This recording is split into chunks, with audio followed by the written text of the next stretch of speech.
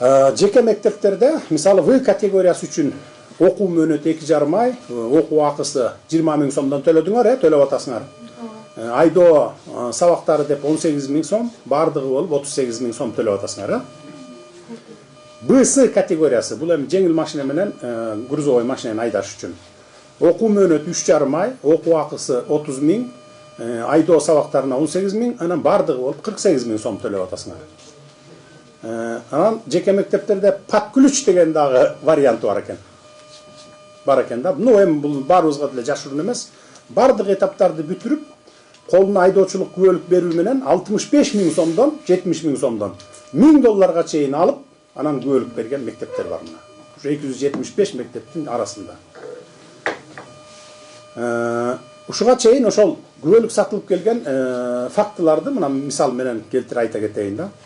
Мисалы мына 2015 жылдан бери эле алсак, жеке мектептерден окуп, экзамен өткөндөрдүн почти 100% болгон экзаменден өтүп кеткендер.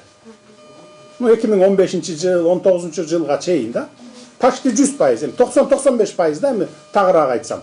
Бир 5-10% эле өтпөй калып жүргөн, анткени алар акча берчү эмес. Бере алчу эмес, же болбосо бергиси келчү эмес дегендей да, Мына мен силерге цифраларды келтирейин.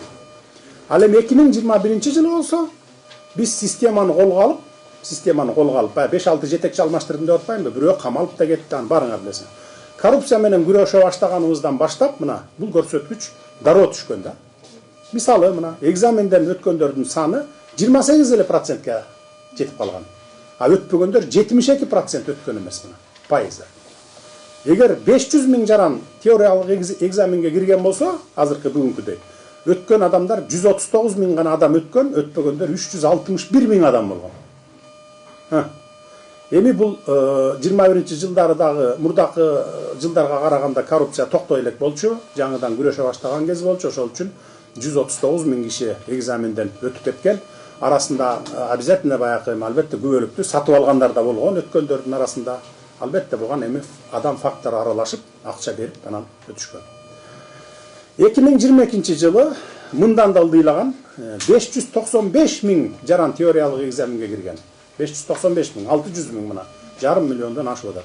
Өткөндөрү 18%, өтпөгөндөр 82%. Мына улам күчөткөн сайын, улам кыскан сайын мындай тарбияга чакырган сайын, тартипке чакырган сайын, коррупцияны жок кылган сайын мына улам төмөндөп отурат. 2023 жылда алсак, 600 миң жаран экзаменге кирген, теориялык экзаменге. Өткөндөрдүн саны 12%га түшүп калган. Мурда 18%, 12%га. Өтпөгөндөр 88%.